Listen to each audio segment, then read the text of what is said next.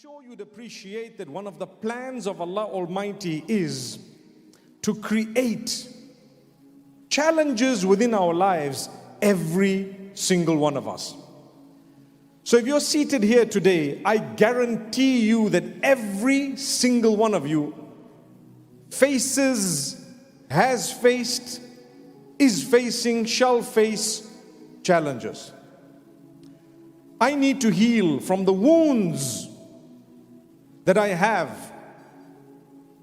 So many things have happened to me and continue to happen to me that are negative. And the same applies to all of us, but the positives in the case of most of us eclipse the negatives. So I have so much goodness happening that you know what? The little bad is by the way. Yes, injury occurs. Yes, I may be bleeding, but it probably is a pinprick and I see perhaps a droplet of blood. Yes, I may be feeling the pain and it might unsettle me. But guess what? Like I said, in the case of most of us, because Allah has blessed us with favor upon favor upon favor that is so massive, we don't really feel the pain regarding ourselves. And if it is, it's temporary, it's short, it's limited, it's manageable. Manageable. But Allah Almighty has kept it such that there is not a single one of us that can say, I've never faced a challenge in my life, never had hardship, never been sick or ill, I've just had a smooth sailing life with everything the way I wanted. Not one of us can say that. Because that's the plan of Allah. وَلَنَبْلُوَنَّكُمْ بِشَيْءٍ مِّنَ الْخَوْفِ. Allah promises using emphasis in the wording, saying, I promise you in this وَلَنَبْلُوَنَّكُمْ. It does not include a promise of Allah, but the wording itself is a promise. Where He says, I will indeed test all of you with a few things. And I've mentioned this in many talks, even on this tour. So without going into all the things that Allah's mentioned, the point is Allah has made it clear He is going to test every one of us. In fact, He says, if you're a believer and you say, I believe, then we will test you even more. Wow. One might ask, why? I'm a believer. I'm a believer. I do good. I pray 5 times a day. I give charity. I fast in Ramadan. I've been for Hajj. I go for Umrah. I dress appropriately. I don't lie and deceive and steal and cheat. I've got good character and conduct. I don't do things that will displease Allah. But I'm still struggling. Well, you're struggling because those are the challenges Allah promises you are going to come in your direction when you say, I'm a believer. When you declare your faith. Surah Al-Ankabut, right at the beginning, Allah says, أَحَسِبَ النَّاسُ أَن يُتْرَكُوا أَن يَقُولُوا آمَنَّا وَهُمْ لَا يُفْتَنُونَ. Do people think, does man think that it is sufficient to just say that I'm a believer and then you will not be tested? When you say you're a believer, you will be tested. Allah says, وَلَقَدْ فَتَنَّ الَّذِينَ مِن قَبْلِهِمْ فَلَيَعْلَمَنَّ اللَّهُ الَّذِينَ صَدَقُوا وَلَيَعْلَمَنَّ الْكَاذِبِينَ. We have indeed tested. We have even tested those before you in order for us to distinguish, or in order to distinguish those who are truthful from those who are not. And that's why when someone comes and says, I want to say my shahada, mashallah, we're excited. And they say, Ashhadu an la ilaha illallah, Ashhadu anna Muhammadan abdu wa rasuluh. That's the beginning of challenges they're going to face one after the other. Do you know why? Let me give you a simple explanation. They have now enrolled in the college. And when you've enrolled, the examinations of the college are for you, not for those who are outside the college. The ones who are outside can enjoy and do whatever. They probably would be either on the streets or either involved in some other form of business or whatever it may be. The fact that you chose to enroll yourself in this college, every test that the college has, you're going to have to write it in order to graduate to the next level. That's the reason why the Prophet Muhammad, peace be upon him, says, Inna Allah idha ahabba abdan ibtala. When Allah loves a soul or a slave, He then tests them. He tests them. One of the signs of the love of Allah is that you have a challenge upon a challenge upon a challenge. Hardship upon hardship upon hardship. Perhaps what we term calamity upon calamity upon calamity. It's a sign of the love of Allah. How do I know? Well, if you're content and you're okay and you're managing and your faith keeps you going and your connection with Allah keeps growing, then that's the best thing that could have happened for you. If a challenge and a difficulty makes you grow in your relationship with Allah, isn't that a good thing? But even if your ease distances you from Allah, that's a bad thing. Allah's blessed you, so now you're driving in the most comfortable car. You have the most amazing scent. You actually have so much of goodness, subhanallah. And if that drifted you away from Allah, I promise you, it was not a good thing. It's not a nice thing. So Allah says, now that you've enrolled, now that you've believed, we will test you.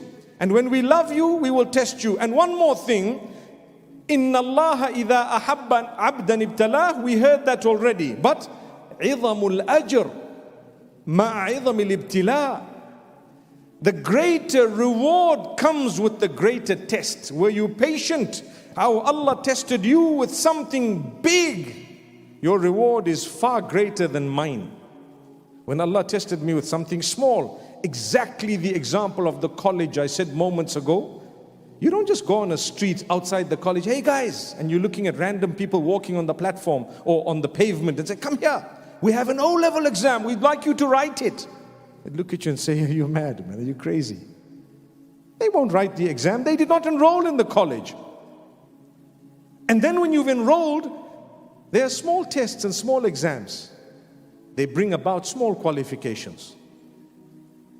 Then you have the major one that will qualify you to go into the next level, which here we say year 8, year 9, year 10, year 11. If you failed one of them, what happens? You go back. It was a big test, you didn't pass it. Why is it that we enjoy that? We work towards it, we work hard, and we know we're going to be tested, and we know that we're going to have pass the massive tests in order to get to the next level when it comes to worldly items like O-levels and A-levels and what have you. But when it comes to Allah, who told you almost the same thing, but of a higher example, then we find ourselves dilly-dallying, and we don't realize that, you know what, I was always going to be tested. The minute you declare your shahada, people will say things, your family might have something to say, someone else will have a few things to say. Muslims themselves will put so much of pressure on you as though you're supposed to be a saint the first day. Hang on, guy, I just said my shahada. I'm still going to slowly learn things. You guys have been Muslims for the last 50 years and you're not practicing properly. I've been a Muslim for 5 minutes and you're mowing me down as though I'm supposed to be practicing every rule. I'm still going to learn. I always tell those who revert to Islam, don't let the people put pressure on you. Go easy. And as you learn, put into practice. As you learn, put into practice. But one of the biggest letdowns is when you allow the pressure to stress you. Oh, they're saying this, they're saying that. And that's why sometimes when I see brothers and sisters online and they're declaring the shahada, I'm waiting for people in the comments to bombard. But you have a tattoo, but you're not yet doing this, and but you have to do that. Hang on, all of you suddenly became madrasa teachers. And all of you, when you were in madrasa, you didn't like your teachers. So now what happens? They probably won't like you. The brothers or the sisters just reverted. Give them some time. It took you 15 years before you could actually put on hijab, and you want them to put it on in 15 minutes. That's how it is. I'm not reducing the importance of hijab. Yes, it's a teaching of Islam. But all I'm saying is, sometimes some people take a little bit of time to come to where they're supposed to. All of us, aren't we all work in progress? I am. I promise you there are characteristics, qualities and things I'd like to do in my life to bring me even closer to Allah that I have not yet done. I'm talking about myself. We were talking about Tahajud the other day, and I said, Tahajud is a prayer.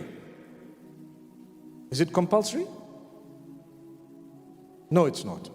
Tahajjud is not compulsory. It's a prayer.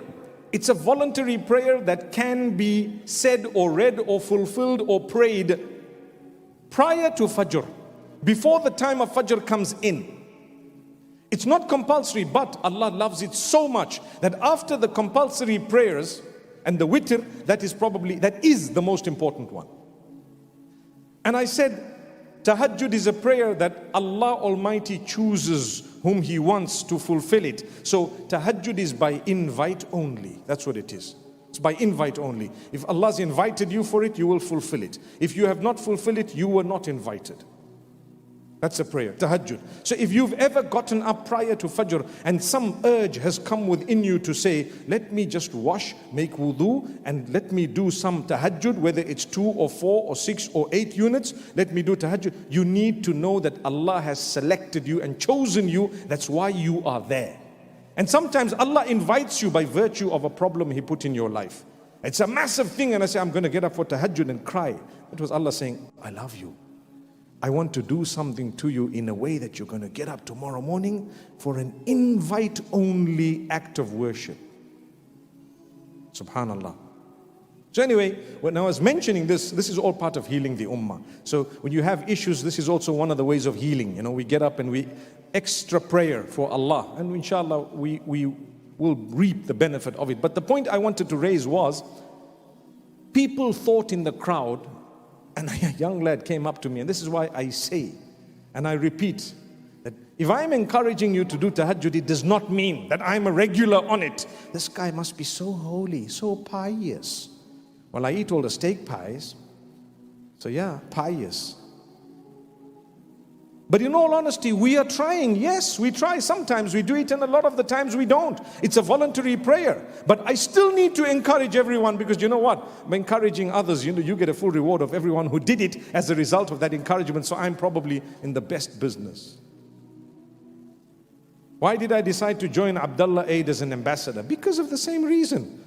When I started seeing people giving millions and so much, and mashallah, we raised money for the homes of the homeless, for food for those who don't have it, for clothing of those who didn't have, for medicine for those who were struggling. And I told myself, you know what? Allah promises that you who encouraged others gets an equivalent reward as theirs. I said, well, I'm in it. So when I see people putting up their hand, 25,000, 10,000, 15,000, 500, 200, 300, 50 quid, I tell myself, write it down, you there as well. Wallahi, I'm convinced on the day of judgment we'll see it. And Allah's given me an opportunity to travel many countries in order to do the charitable work, not because I'm in charge, not because I control anything, but just as a person who supervises, oversees, gives some guidance, advice, throws in a thing or two, and would like to encourage others to do the same and showcase the good work of upright people who are doing it in a thorough, proper way. So I ended up going in totally as a volunteer. And then when I was asked if I would be the ambassador, I said, yes, I will. You get a reward. It doesn't mean I spent, nor does it mean I'm rich. We're all rich in our own ways, but not wealthy, no. But people who just look at you and see Abdullah Aid, and you're coming and you're giving this and that. And imagine the poor people looking at you and say, this guy must be so loaded. Look at what he's doing. But they don't realize it was the people of Hounslow who gave, and mashallah. They gave, and here I am. But we're doing it on your behalf. We're doing it on your behalf. And one of the most beautiful things, one of the most amazing things, is when you see an old lady shedding tears in the middle of a desert, in a makeshift home, and praying for a donor from Hounslow, whom she will never meet, who will never meet her, who may never know one another, who has sent for her clothing or food, or given her some shelter, or helped to drill a well or a borehole for her. And here she is benefiting from the blanket in the biting winter. Oh Allah, help whoever has helped me. Oh Allah, grant whoever has granted me. Protect them, their family members, their loved ones. Grant them goodness, health, wealth. Save them from calamity. And the du'as go on and on and on. And I'm thinking, subhanallah, with her tears are my tears. And I'm watching and I'm thinking to myself, I remember raising funds, and I even remember some of those who raised their hands. If I had a video to show the sister or the lady, the elderly lady, that look, when we went out to London and we told people, are you ready to assist? And we were talking about you, my beloved mother. They immediately put up their hands and they said, you know what, we're going to be there. Without knowing you, without ever thinking that you would be rattling out so many du'as for them with tears in your eyes, because for them it was just something small. But for those who received it, it was life-changing.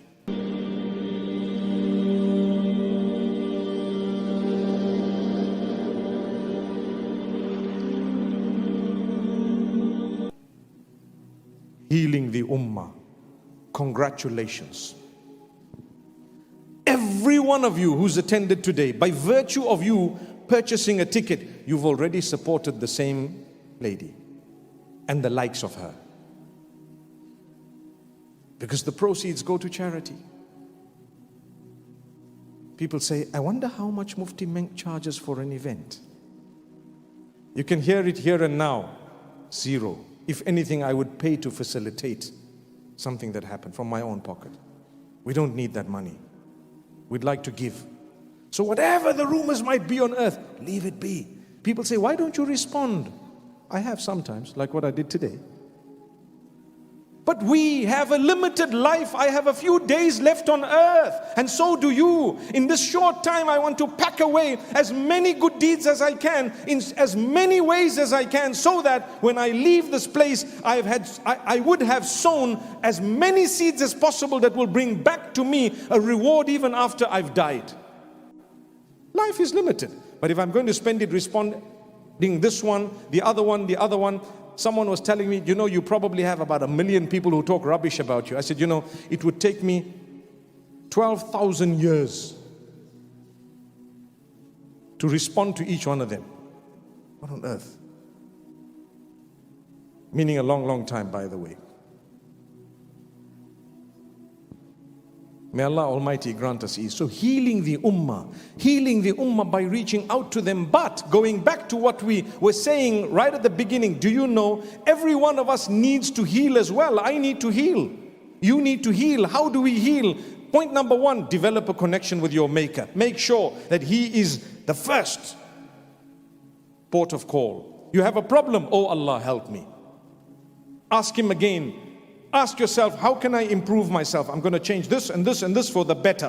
What bad can I leave that I am doing? I'm going to quit this and this and this for the better. Then you see the help of Allah coming.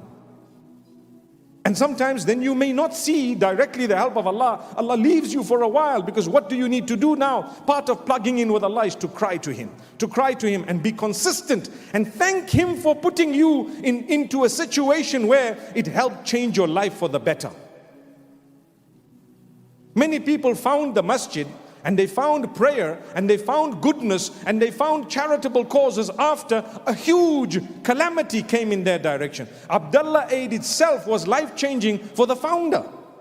Abdullah Aid itself was life-changing after the death of his son. May Allah unite all of us in Jannah.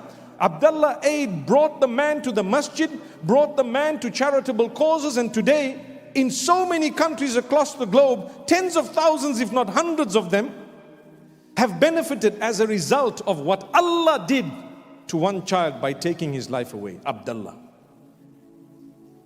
And we are here today. Hounslow, would that child ever have dreamt that because of my death, my father's going to go ahead and start helping so many people, and then there will be people from across the globe who are going to help him. My family is going to change. Everyone's going to be much happier, anticipating meeting me in the hereafter.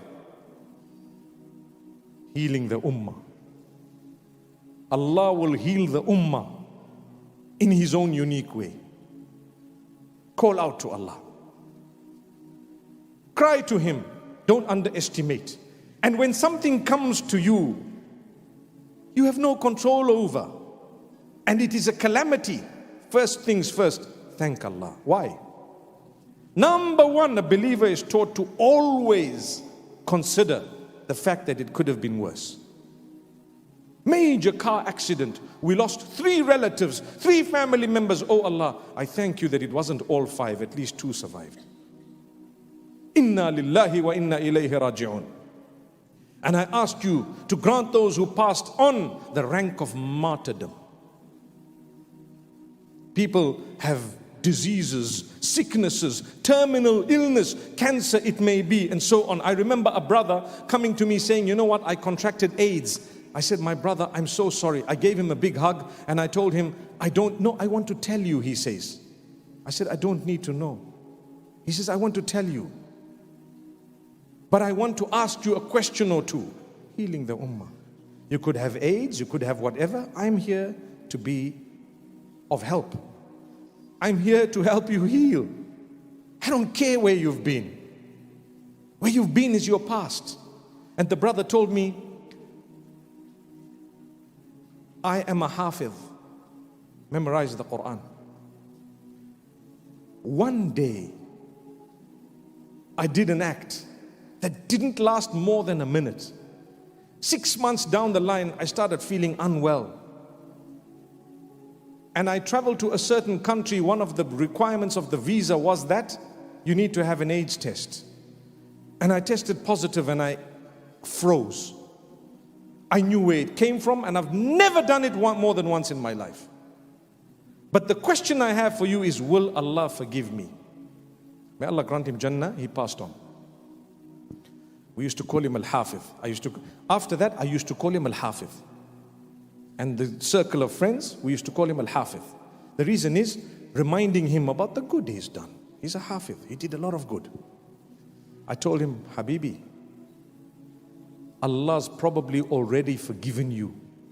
And each time you ask Allah's forgiveness, your status is being elevated, because forgiveness is the very first time you said, oh Allah, forgive me. It was already wiped out. Now when you think of it again, you say, oh Allah, forgive me. Do not say it because you're doubting the initial forgiveness of Allah, but you say it because you want your status to be elevated in the eyes of Allah. The example is, if I did something bad to you, it turns out you're a really nice person, and mashallah, one day I get to know you a little bit, and you, subhanallah, I look at you and say, please forgive me, man. You know, I did this. Oh, it was you who did that. Okay. I see. Anyway, you're forgiven. Don't worry. Not to mention, right?